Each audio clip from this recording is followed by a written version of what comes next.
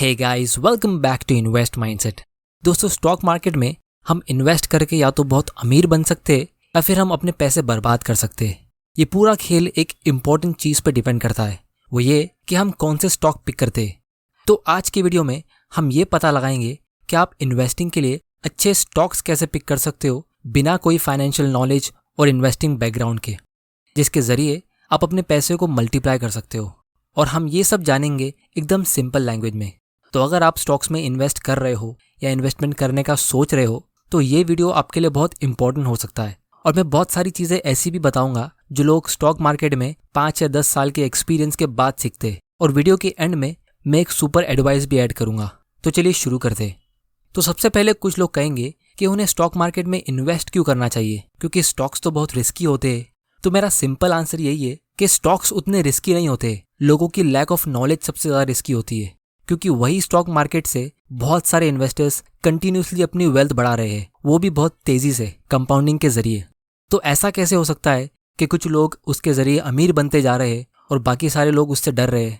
क्योंकि अगर किसी आदमी को ड्राइविंग नहीं आती और वो फिर भी किसी कार को डायरेक्टली पहले दिन में ही टॉप गियर में ड्राइव करेगा और जब उसका एक्सीडेंट हो जाएगा तो हमें उस कार को ब्लेम नहीं करना चाहिए, हमें उस ड्राइवर को ब्लेम करना चाहिए। क्योंकि वो कार सिर्फ एक टूल है जिसकी हेल्प से हम एक जगह से दूसरी जगह पहुंचते, जिसे उस आदमी ने सही ढंग से यूज नहीं किया। उसी तरह स्टॉक मार्केट भी एक टूल है जिसकी हेल्प से आज दुनिया के मैक्सिमम लोग अमीर बन रहे हैं। आप चाहो तो दुनिया के सबसे अमीर लोगों की लिस्ट चेक कर सकते हो। ये लोग वेल्दी इसीलिए बने क्योंकि इनकी वेल्थ का सबसे बड़ा हिस्सा स्टॉक्स में इन्वेस्टेड है। और वही स्टॉक्स हम सब खरीद सकते हैं, लेकिन लोग उन्हें खरीदते नहीं हैं क्योंकि उन्हें उतनी नॉलेज नहीं है। तो आज मैं आपकी पूरी मदद करने वाला हूँ अच्छे स्टॉक्स को पिक करने में। तो यहाँ पे जब हम स्टॉक्स की बात कर रहे हैं तो हम उसके टिकर सिंबल की बात नहीं कर रहे जो हर सेकंड बदलते रहते हैं। हम उसके पीछे जो कंपनी है उसकी बात कर रहे हैं। क्योंकि हम स्टॉक्स में इन्वेस्ट नहीं करते, हम स्टॉक्स के जरिए उस कंपनी में इन्वेस्ट करते। तो किसी भी कंपनी के स्टॉक का प्राइस एक शेडो की तरह होता है जो लॉन्ग टर्म में उस बिजनेस की वैल्यू को फॉलो करता है। तो सबसे पहला और सबसे इम्पॉर्टेंट स्टेप हमें ये लेना है कि हमें अपने माइंडसेट को इम्प्रूव करना है, क्योंकि सारा खेल वहीं से शुरू होता है। इसका मतलब ये है कि हमें ये मान के चलना है कि जब भी हमको एक अच्छा इन्वेस्टमेंट मिल जाएगा, यानी एक अच्छी कंपनी, तो हम उसका 1 या 2 स्टॉक नहीं खरीदेंगे, हम उस कंपनी को पूरा खरीद लेंगे। अब ये रियलिटी में तो इम्पॉसिबल है, लेकिन इस माइंडसेट से हमें बहुत ज़्यादा फायदा होगा। सबसे पहला तो ये कि हम अपने एनालिसिस में शॉर्टकट नहीं मारेंगे, हम एक कंप्लीट इन्वेस्टर की तरह सोचेंगे, जिससे ऑटोमेटिकली हमारा कॉन्फिडेंट बहुत ज़्यादा बढ़ जाएगा उस कंपनी में इन्वेस्ट करने के लिए। और दूसरा ये कि जब उस स्टॉक का प्राइस फ्लक्चुएट होगा, जो हमेशा होता ही है, तो उससे हमको इतनी प्रॉब्लम नहीं होगी। क्योंकि अगर स्टॉक का प्राइस ऊपर जाएगा तो हम सेलिब्रेट करेंगे, और अगर स्टॉक का प्राइस नीचे जाएगा तो हम उसमें और ज़्यादा इन्वेस्ट करेंगे और उस मौके का फ़ायदा उठाएंगे। तो दोनों साइड में हमारी विन विन होगी इन्वेस्ट माइंडसेट की वजह से। तो जब भी हम किसी कंपनी को एनालाइज करते तो हम 2 टाइप का एनालिसिस करते। एक होता है क्वालिटी और दूसरा होता है इंट्रिंसिक वैल्यू। इसको थोड़ा डिटेल में समझने के लिए हम एक छोटा सा एग्जांपल लेते हैं। अगर हम कोई प्रॉपर्टी खरीदने का सोच रहे तो हम सबसे पहले उसकी क्वालिटी चेक करते। वो प्रॉपर्टी के लोकेशन पे हम विजिट करेंगे, आप देखोगे कि क्या क्या फैसिलिटीज़ अवेलेबल है, मार्केट, स्कूल, हॉस्पिटल, ये सब चीज़ें उस प्रॉपर्टी से कितना दूर है। अब ये सब बेसिक और फंडामेंटल चीज़ों को एनालाइज करने के बाद ही एक ऑफर रखोगे उस प्रॉपर्टी की क्वालिटी के हिसाब से। तो इन बेसिक चीज़ों को हम फंडामेंटल एनालिसिस कहते हैं।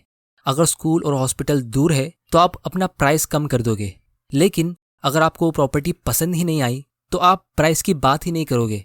और अगर आप कन्विंस हो जाते हो कि प्रॉपर्टी बहुत अच्छी है और आपको उसका फ्यूचर भी अच्छा लग रहा है, जैसे बाजू में एक मेट्रो स्टेशन बनने वाला है या मॉल बनने वाला है वगैरह वगैरह, तो आप उसके लिए थोड़ा सा ज़्यादा पे करने के लिए रेडी हो जाओगे। लेकिन इसका मतलब ये नहीं होगा कि आप उसके लिए 10 गुना ज़्यादा पे कर लोगे। तो रियल एस्टेट में एक प्रॉपर्टी से दूसरी प्रॉपर्टी के बीच इतना ज़्यादा प्राइस डिफरेंस होता नहीं है, लेकिन स्टॉक मार्केट में ऐसे एबनॉर्मल प्राइस डिफरेंस अक्सर होते रहते हैं। जो स्टॉक टेम्परेरीली थोड़ा सा पॉपुलर हो जाता है वो अक्सर बहुत ज़्यादा महंगा बिकने लगता है, क्योंकि उसमें पूरे दुनिया की लोगों की नज़र होती है और सेक्टर की दूसरी कंपनीज के मुकाबले वो काफ़ी गुना आगे निकल जाता है सिर्फ प्राइस के मामले में। और इसीलिए न्यू इन्वेस्टर्स अक्सर इसमें धोखा खाते हैं, क्योंकि वो ऐसे पॉपुलर स्टॉक्स को रॉन्ग टाइम पे खरीद लेते हैं। ये चीज़ को हम आने वाले वीडियोस में एकदम डिटेल में डिस्कस करेंगे जब हम वैल्यूएशन की बात करेंगे।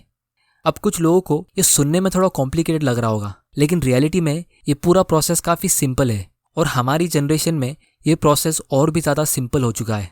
बस प्रॉब्लम ये होती है कि लोगों को पता नहीं होता है कि रिसर्च करनी कैसे है और कहाँ करनी है। कुछ लोग अपने ब्रोकरेज अकाउंट की रिसर्च करने में महीनों लगा देते हैं, लेकिन स्टॉक्स के लिए एक दिन भी रिसर्च नहीं करते, क्योंकि ब्रोकरेज अकाउंट चुनते वक्त उनको पता होता है कि उन्हें क्या क्या चेक करना है, जैसे वो ब्रोकर की फीस, उसकी सर्विस, उसका प्लेटफॉर्म वगैरह वगैरह। लेकिन स्टॉक्स में लोगों को पता नहीं होता है कि उन्हें क्या चेक करना चाहिए और कहाँ पे। इसीलिए अगर आप मैंने कुछ वीडियोस कुछ महीनों तक देखोगे तो आप भी समझ जाओगे कि स्टॉक्स की रिसर्च कैसे की जाती है और आप खुद अपने लिए अच्छे स्टॉक्स सिलेक्ट कर सकते हो। और यही प्रॉब्लम सॉल्व करने के लिए मैंने ये चैनल बनाया है। तो अगर आपने यहाँ तक वीडियो को देख लिया है तो आगे बढ़ने से पहले इस वीडियो को लाइक कर दो, ताकि मुझे पता चल सके कि आप तक वैल्यू पहुँच रही है। और अगर आपको अपने लिए एक ब्रोकरेज अकाउंट ओपन करना है तो आप लोगों को मैं अपस्टॉक सजेस्ट करूंगा डीमैट और ट्रेडिंग अकाउंट के लिए, क्योंकि इनकी सर्विस मैं सालों से यूज़ कर रहा हूँ और इनका प्राइसिंग भी बहुत कम है, क्योंकि ये एक डिस्काउंट ब्रोकर है। और फिलहाल इनका एक ऑफर चल रहा है कि आप फ्री में न्यू अकाउंट ओपन कर सकते हो, जिसका लिंक मैं नीचे डिस्क्रिप्शन में डाल देता हूँ।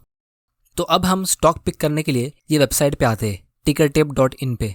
इसकी लिंक भी मैं नीचे डिस्क्रिप्शन में डाल देता हूँ। तो अगर हम यहाँ स्टॉक्स पे क्लिक करेंगे तो हमें ये डायरेक्टली किसी स्टॉक का नाम एंटर करने का ऑप्शन दे रहा है, लेकिन मैं यहाँ पे ये अज्यूम कर रहा हूँ कि हमें अभी कोई भी स्टॉक का नाम नहीं पता है, क्योंकि हम बिल्कुल जीरो नॉलेज से स्टार्ट कर रहे हैं। तो उसके लिए हम यहाँ पे स्क्रीनर पे क्लिक करते हैं और मैं यहाँ पे ये क्लोजिंग प्राइस और पीई रेशियो को रिमूव कर देता हूँ, क्योंकि ये पीई रेशियो एक वैल्यूएशन रेशियो है, जिससे हमें एक आइडिया मिलता है कि कंपनी सस्ती है या महंगी। लेकिन बिना उसके फंडामेंटल्स को समझे ये इन्फॉर्मेशन हमारे कुछ काम की है ही नहीं, जैसे मैंने आपको थोड़ी देर पहले बताया। क्योंकि 10,000 रुपये में ये फ़ोन बहुत महंगा है और 20,000 रुपये में ये फ़ोन बहुत सस्ता है। ये चीज़ हमको इसलिए पता है क्योंकि हमें इन फ़ोन्स की बेसिक नॉलेज, हमें इन फ़ोन्स के फीचर्स, इन ब्रांड्स की क्वालिटी पहले ही पता है। मतलब हमें इनके फंडामेंटल्स ऑलरेडी पता है। तो इसी तरह कोई स्टॉक अगर 100 रुपये का है या फिर उसका पीई रेशियो 10 का है, तो इसका मतलब ये नहीं कि वो सस्ता है। या अगर कोई स्टॉक 10,000 रुपये का है और उसका पीई रेशियो 100 का है, तो इसका मतलब ये नहीं कि वो महंगा है। जैसे हम यहाँ पे देख सकते हैं कि ये सब कंपनीज का पीई रेशियो सिंगल डिजिट में है, तो इसका मतलब ये नहीं कि ये कंपनी सस्ती है। हमें ये पता लगाना है कि वो कंपनी उसकी फंडामेंटल वैल्यू के मुकाबले कितने में मिल रही है, और इसी को हम वैल्यू इन्वेस्टिंग कहते हैं, जिसको आप अभी सीख रहे हो और कुछ ही महीनों में आप भी इसके एक्सपर्ट बन जाओगे। और अगर आपको पीई रेशियो के बारे में बिल्कुल भी नहीं पता, तो मैं इसको वैल्यूएशन के टाइम में एकदम डिटेल में डिस्कस करूंगा। तो इसीलिए आप यहाँ पे देख सकते हो, यहाँ पे कुछ वैल्यूएशन के फिल्टर्स है और ये बाकी सारे फिल्टर्स हमें उस बिजनेस की क्वालिटी को समझने में हेल्प करेंगे। अब आप में से कुछ लोग कहेंगे कि हमें इतने सारे फिल्टर्स और रेशियोज को जानने की ज़रूरत क्या है।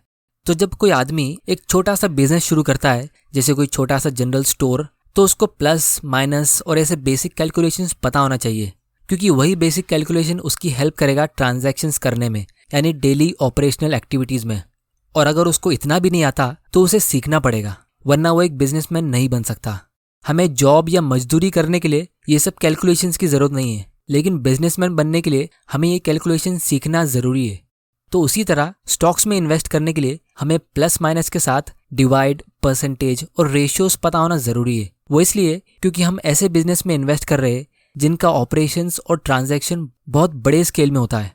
तो हमें ये भी पता होना चाहिए कि हमारे मैनेजर ने कितना रुपये लगाया और उसमें कितना कमाया और कितने टाइम में कमाया। क्योंकि अगर अनिल अंबानी अपनी कंपनी में 100 करोड़ का इन्वेस्टमेंट करता है और साल के एंड में 2 करोड़ का प्रॉफिट कमाता है, और दूसरी तरफ एक छोटा बिजनेसमैन 1 करोड़ का इन्वेस्टमेंट करता है और उसमें 50 लाख का प्रॉफिट कमाता है, तो पहली नज़र में आपको 2 करोड़ का प्रॉफिट ज़्यादा लग रहा होगा, लेकिन उसका रिटर्न ऑन इन्वेस्टमेंट सिर्फ 2% का है और इस छोटे बिजनेसमैन का ROI 50% का है। मतलब लंबे समय में ये छोटा बिजनेसमैन ज़्यादा स्पीड में ग्रो होगा। तो सबसे इंटरेस्टिंग बात यहाँ पे ये है कि हम बहुत ज़्यादा लकी है, क्योंकि हम ऐसे टाइम में जी रहे हैं जहाँ हमें ये सब रेशियोज़ को मैनुअली कैलकुलेट करने की ज़रूरत ही नहीं है। बेंजामिन ग्राहम के टाइम पे, जिसने ये वैल्यू इन्वेस्टिंग को स्टार्ट किया, वो टाइम पे कंप्यूटर्स तो क्या, कैलकुलेटर भी नहीं होते थे। और वॉरेन बफेट ने खुद कहा है कि जब वो कॉलेज से ग्रेजुएट हुए थे 1950s में, तो उनको कंपनीज के एनुअल रिपोर्ट और फाइनेंशियल मैगजीन से नंबर्स पिक करके एक एक चीज़ को खुद कैलकुलेट करना पड़ता था, और वो बहुत ज़्यादा टाइम कंज्यूमिंग था। बहुत दिनों की रिसर्च के बाद उनको एक अच्छी कंपनी मिलती थी। लेकिन आज हमें ये सारी लिस्टेड कंपनीज का रेशियोज और ऑलमोस्ट सारी इन्फॉर्मेशन एक जगह पे मिल रही है बिना कोई मेहनत किए, घर बैठे बैठे। तो इसीलिए आज की तारीख में सबसे स्मार्ट आदमी वो है जो इस रेडीमेड इन्फॉर्मेशन को अच्छे से एनालाइज करना सीख ले। तो यहाँ पे हम निफ्टी 100 सिलेक्ट करते, मतलब इंडिया की सबसे बड़ी 100 कंपनीज, और कंज्यूमर स्टेपल्स का सेक्टर सिलेक्ट करते, यानी एफएमसीजी सेक्टर, जैसा हमने लास्ट वीडियो में डिस्कस किया था। फिर हम यहाँ पे प्रॉफिटेबिलिटी में 5 year average return on equity का फिल्टर ऐड करते, जिसको हमने लास्ट वीडियो में समझा था। फिर उसके बाद हम ये ग्रोथ वाले सेक्शन में 5 ईयर हिस्टोरिक ईपीएस ग्रोथ वाला फिल्टर ऐड कर लेते। ईपीएस मतलब अर्निंग्स पर शेयर, मतलब ये कि कंपनी उसके हर एक शेयर पे कितना रुपया कमा रही है। और ये वाला फिल्टर उस अर्निंग्स की ग्रोथ का है, मतलब वो कंपनी की अर्निंग्स कितना स्पीड में ग्रो हो रही है। और यहाँ पे इन्होंने लिखा है कि पहले से ही एक्स्ट्रा ऑर्डिनरी आइटम्स को एक्सक्लूड करके कैलकुलेट किया गया है। इसका मतलब ये होता है कि अगर कोई कंपनी जो बिस्किट सेल करती है लेकिन वो अचानक से कोई सालों पुरानी प्रॉपर्टी बेच के प्रॉफिट अर्न कर रही है, तो वो प्रॉफिट उसके नॉर्मल प्रॉफिट्स में ऐड नहीं होना चाहिए, क्योंकि वो एक एक्सेप्शन है, यानी एक एक्स्ट्रा ऑर्डिनरी प्रॉफिट। क्योंकि फ्यूचर में वो कंपनी बार बार ऐसे प्रॉफिट्स नहीं ला पाएगी, तो उसके बेसिस पे हम अपना फ्यूचर का एनालिसिस नहीं कर सकते। तो ये काम भी टिकरटेप ने हमारे लिए फ्री में कर दिया। फिर उसके बाद हम यहाँ पे क्लिक करते ताकि जो कंपनी ने सबसे ज़्यादा स्पीड में अर्निंग्स ग्रो की है वो सबसे ऊपर आ जाए। अब ये जो टॉप 3 कंपनीज है, आप इन कंपनीज का नाम देखो और हम इनके प्रोडक्ट्स चेक करते हैं। इन तीनों कंपनी के पास ऐसे प्रोडक्ट्स है जो अपनी क्वालिटी और ब्रांड के लिए काफ़ी ज़्यादा फेमस है, जिसकी वजह से वो अपनी अपनी कैटेगरी के मार्केट लीडर है। जैसे नेस्ले के पास मैगी है, ब्रिटानिया के पास गुड डे है और मैरिको के पास पैराशूट ऑयल है। और ये कंपनीज यहाँ टॉप पे क्यों है, इसको हम आने वाली वीडियो में डिटेल में एनालाइज करेंगे, जिससे हमें अच्छा खासा आइडिया मिल जाएगा कि ये कंपनी कौन से डायरेक्शन में फ्यूचर में जा सकती है। तो यहाँ पे हम इन कंपनीज में से किसी को पिक कर सकते हैं, लेकिन हमें थोड़ा सा कॉमन सेंस भी यूज़ करना पड़ेगा और अपना पर्सनल एक्सपीरियंस भी, कि आप खुद कौन सी कंपनी के प्रोडक्ट्स ज़्यादा प्रीफर करते हो और क्यों करते हो। तो आगे बढ़ने से पहले आप लोग मुझे ये बताओ कि आपको क्या लगता है कितने चांसेस है ये 3 कंपनीज आने वाले 10 साल में पूरी तरह बंद हो सकती है। ये चीज़ आप लोग मुझे नीचे कमेंट करके बताना। तो फाइनली आप लोगों के लिए मेरी एक इम्पॉर्टेंट एडवाइस ये है कि आप हर एक प्रोडक्ट्स को खरीदने के टाइम थोड़ा गौर करो कि ऐसा कौन सा फैक्टर है जिसकी वजह से आप वही प्रोडक्ट को बार बार खरीदते हो। इससे होगा ये कि आप एक इन्वेस्टर की तरह सोचना शुरू कर दोगे, क्योंकि वॉरेन बफे की आधी वेल्थ सिर्फ एक कंपनी में इन्वेस्टेड है, जो है एप्पल। क्योंकि उन्होंने अपने पर्सनल एक्सपीरियंस के बाद ही उस कंपनी के प्रोडक्ट के कॉम्पिटिटिव एडवांटेज को पहचाना, मतलब उसके मोट को, जिसको हम आने वाले वीडियोस में बहुत ही डिटेल में डिस्कस करने वाले हैं। और उससे पहले जो वॉरेन बफे का सबसे बड़ा इन्वेस्टमेंट था वो कोका कोला में था, जिसमें वो अभी भी इन्वेस्टेड है, और उसे भी उन्होंने अपने पर्सनल एक्सपीरियंस की वजह से ही लिया था। तो इसीलिए ये पर्सनल एक्सपीरियंस वाली स्ट्रैटेजी बहुत ज़्यादा काम आती है, जिसको वॉरेन बफे कहते हैं सर्कल ऑफ कॉम्पिटेंस। क्योंकि अगर हमें कोई न्यू इंडस्ट्री के स्टॉक को चुनना है, जैसे हम यहाँ पे इंडस्ट्रियल्स सिलेक्ट कर देते हैं, तो इन कंपनीज के प्रोडक्ट के बारे में हमको ABCD भी नहीं पता है, तो यहाँ पे हमें डबल मेहनत करनी पड़ेगी। पहले तो उसके प्रोडक्ट्स और सर्विसेज को समझना पड़ेगा, फिर बाद में उस इंडस्ट्री और उस बिजनेस को समझना पड़ेगा। और यही गलती न्यू इन्वेस्टर्स अक्सर कर लेते हैं। वो ऐसी कंपनीज में इन्वेस्ट कर लेते हैं जिनका नाम वो पहली बार सुन रहे हैं, लेकिन जो प्रोडक्ट्स को हम सालों से या बचपन से यूज़ करते आ रहे हैं, तो हमें उसकी अच्छी खासी नॉलेज हो जाती है कि कौन सी कंपनी का प्रोडक्ट ज़्यादा बेटर होता है। क्योंकि हम इंडियंस की फितरत कुछ ऐसी है कि लोग 10 मिनट का एक वीडियो देखने के बाद 1 लाख रुपए का स्टॉक इन्वेस्टमेंट कर देंगे, लेकिन एक 10,000 का फ़ोन खरीदने के लिए लोग उसके लिए 10 दिन तक अलग अलग वीडियोस देखेंगे, 10 अलग अलग चैनल में जाके उसके रिव्यूज़ चेक करेंगे, अपने 4 दोस्तों से पूछेंगे, फिर उसकी पूरी रिसर्च करने के बाद उसको खरीदेंगे। इसीलिए स्टॉक पिक करने के लिए हम कोई भी स्टॉक रैंडमली पिक तो कर सकते हैं। बहुत सारे बड़े बड़े इन्वेस्टर्स का पोर्टफोलियो हमारे पास पब्लिकली अवेलेबल है, लेकिन हमारा अल्टीमेट गोल ये है कि हम स्टॉक्स के जरिए अमीर बन सके, हमारा इन्वेस्ट किया हुआ पैसा एक्चुअली में ग्रो हो जाए। स्टॉक पिकिंग हमारा अल्टीमेट गोल नहीं है। हमारा अल्टीमेट गोल ये है कि हमें उस बिजनेस में कॉन्फिडेंस आ जाए, जिससे हम उसमें एक बड़ा अमाउंट इन्वेस्ट कर सके और मार्केट के अप्स एंड डाउन्स में होल्ड करके रखे। क्योंकि एक्चुअल ग्रोथ होल्ड करते वक्त होती है और मार्केट क्रैश और करेक्शन तो आते रहेंगे, इसकी गारंटी मैं आपको दे सकता हूँ। तो फ्यूचर में अगर हमारे स्टॉक का प्राइस गिरता है या फिर मार्केट क्रैश होता है, तो हम उसको और ज़्यादा खरीदेंगे कॉन्फिडेंस के साथ, क्योंकि हम उस कंपनी में बिलीव करते हैं। और अगर उस कंपनी का स्टॉक ऊपर जाएगा तो हम उसे होल्ड करके रखेंगे, क्योंकि हमें पता है कि वो और ऊपर जाता रहेगा। क्योंकि मैंने बहुत लोगों को देखा है, जब भी उनका स्टॉक ऊपर जाता है तो लोग उसे थोड़े प्रॉफिट के लिए सेल कर देते हैं, ये एक कॉमन मिस्टेक है जो हर एक न्यू इन्वेस्टर करता ही है। ये इसलिए होता है क्योंकि जब भी कोई आदमी कसिनो में एक बड़ा अमाउंट जीतता है तो उसके लिए वो टाइम पे सबसे समझदारी वाली बात यही होगी कि वो फौरन वहां से वो जीता हुआ पैसा लेके निकल जाए, क्योंकि अगर वो और ज्यादा खेलेगा तो हो सकता है कि वो उन पैसों को हार जाए। उसी तरह जब लोग किसी स्टॉक की टिप लेते और उससे छोटा मोटा प्रॉफिट अर्न कर लेते तो वो फौरन उसे बेच देते, क्योंकि उन्हें पता नहीं फ्यूचर में क्या होगा। तो उनके दिमाग में यही थिंकिंग होती है कि जितना आ रहा है उतना प्रॉफिट ले लो, हो सकता है वो स्टॉक वापस नीचे गिर जाएगा। तो इसीलिए जब तक आप उस बिजनेस में बिलीव नहीं करोगे आप उसे उसके अप्स एंड डाउन्स में होल्ड नहीं कर पाओगे।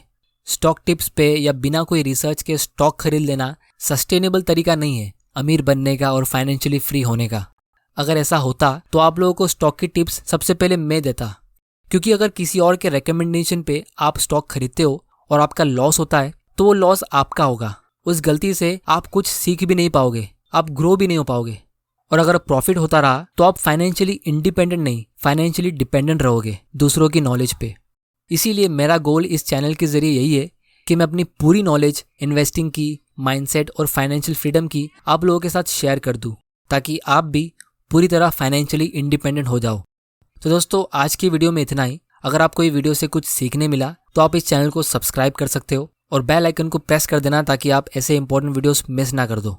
डीमैट अकाउंट ओपन करने की लिंक नीचे डिस्क्रिप्शन में है और इन्वेस्टमेंट को एनालाइज करने के लिए टिकर टेप का लिंक भी मैं नीचे डिस्क्रिप्शन में डाल देता हूँ, जहां आप इजीली कोई भी स्टॉक की रिसर्च कर सकते हो। वीडियो पसंद आया तो इसे लाइक करो, नहीं पसंद आया तो डिसलाइक करो। नीचे कमेंट करना मत भूलना कि उन 3 कंपनीज के बारे में आपकी क्या राय है।